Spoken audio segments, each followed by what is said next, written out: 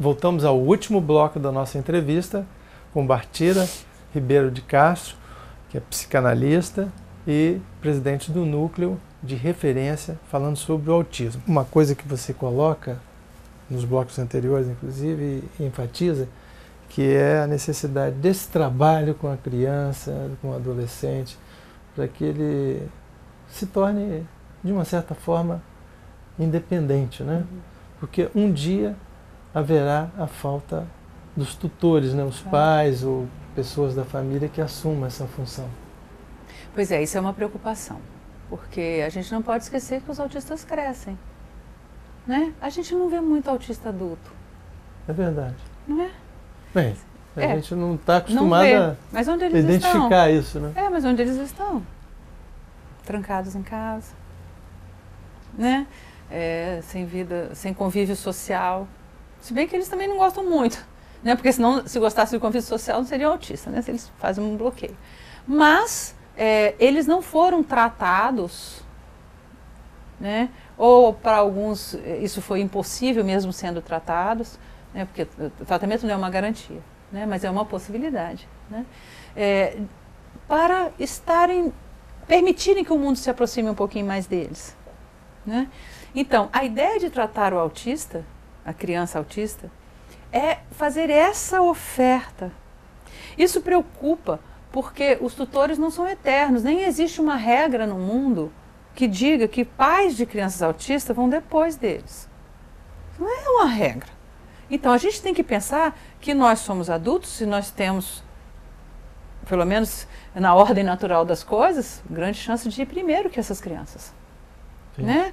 Então, se a morte nos é mais presente, nós temos que cuidar das gerações que virão. Isso vale para os adultos, vale para os nossos filhos, né? Assim que a gente faz. Por que para os autistas não? Né? Se a gente cria nossos filhos para eles serem independentes, porque um dia nós vamos e eles vão ficar, né? As crianças autistas também precisam disso. Então, essa ideia da nossa própria mortalidade precisa nortear nossa relação com o mundo. Isso a gente faz isso no meio ambiente, não adianta a gente sujar o mundo inteiro, porque se a gente tem esse cuidado, a gente tem que tomar cuidado com as crianças também. Sejam autistas, sejam crianças, nossos filhos que não são autistas. E essas causas do autismo, quer dizer, existe um fator externo que pode estar levando a esse grande número de casos? Não sabemos ainda, é isso que nós estamos investigando. Porque se é uma epidemia de autismo, a gente tem que pensar que sociedade é essa que está produzindo tanto autista. É uma sociedade no sentido de que a família é um ninho da sociedade, né? É a base da sociedade. E se a criança está fazendo uma resposta tão tenra, né, tão radical, de não quero saber nada do que vem de lá, né? Tem um psicanalista muito famoso, muito conhecido no meio, chamado Bruno Bettelheim. Ele trabalhou com crianças autistas em campos de concentração. E ele tem um livro chamado Fortaleza Vazia. E é um pouco isso mesmo que o autista faz, ele faz uma fortaleza vazia, aqui dentro.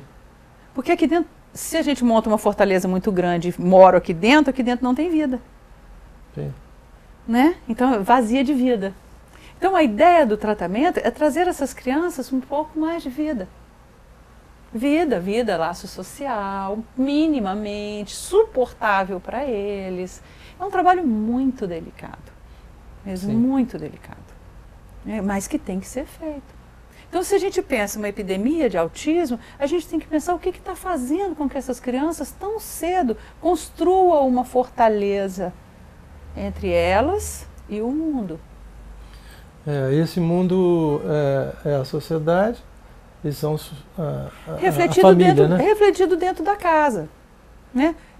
Tinha-se uma ideia de que, isso foi um atrapalho para a psicanálise, né? De que a culpa do autismo era das mães. né? Isso é um absurdo, não é disso que se trata absolutamente.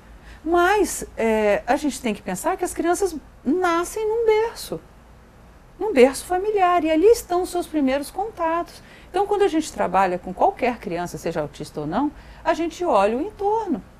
Porque nós todos nascemos num ninho familiar. Então, nós respondemos primeiramente ao que nos é apresentado. Então, essas crianças também respondem. Então, que resposta é essa que elas estão fazendo? A quê? Né? Assim, o que elas estão observando? O que elas estão tão tenramente, tão pequeninos, eles observam e fazem uma defesa.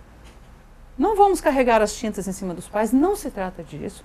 Né? Nós somos o que nós respondemos ao mundo, né? Da forma com que o mundo se apresenta, mas, e por isso mesmo, temos que pensar que se há uma epidemia de autismo, nós temos que pensar que mundo é esse que está recebendo essas crianças, que essas crianças estão fazendo um bloqueio tão radical.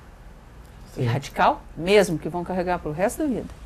Sim. Se quem estiver interessado em assistir Temple Grandin, vai ver ela adulta, já uma doutora em agropecuária e tal, em pecuária bovina, dizer que ela será autista sempre, porque essa é a forma dela viver.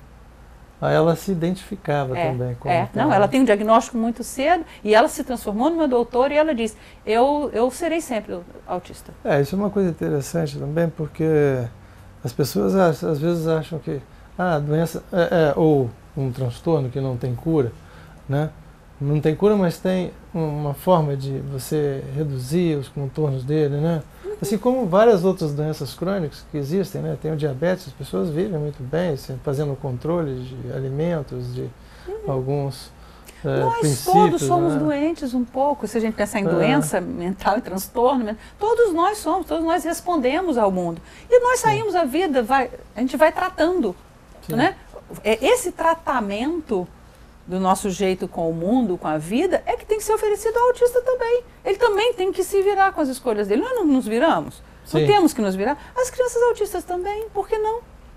O problema é que, se a gente não trata, essas crianças vão ficar guardadas, os tutores vão embora, né, pela vida mesmo. E a família? Ela tem que ter um tipo de reação, porque geralmente a família tenta esconder qualquer tipo de transtorno, né, dos seus filhos, dos seus parentes mais próximos, mais queridos. Eu acho que deveria tratar isso com um pouco mais de naturalidade. É uma forma de viver, não é uma doença. É uma forma de se colocar no mundo. Mas você tem que respeitar. Se essa criança está dizendo que não quer tanta invasão, porque você não faz uma fortaleza se você está franqueando a vinda, né? Então, se ela não quer, orientada essa família, ela vai saber quando que essa criança chega, porque essas são crianças que geralmente não falam, ou quando falam, não falam nada. A fala para o autismo não serve para a comunicação, eles falam, mas não comunicam, porque comunicar é fazer laço com o mundo, e se eles dizem não ao laço com o mundo, eles não comunicam, né? Então, transformar essa fala deles também num laço com o mundo. É lindo, é um trabalho lindo, mas trabalhoso, delicado, meticuloso, que tem que ser feito. Bartira, como o nosso tempo está chegando ao final, qual a mensagem que você deixaria aí?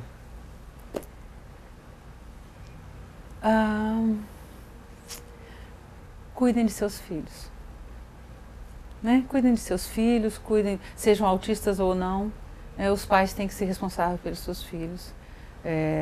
Dar atenção aos seus filhos, não hiperatenção, nem cercá-los, né? Deixar que eles vivam. E os autistas precisam viver, precisam ter oportunidade de viver também, né? Seja autista ou não seja autista, eu acho que todas as crianças têm que ser cuidadas pelos seus pais. Cuidadas.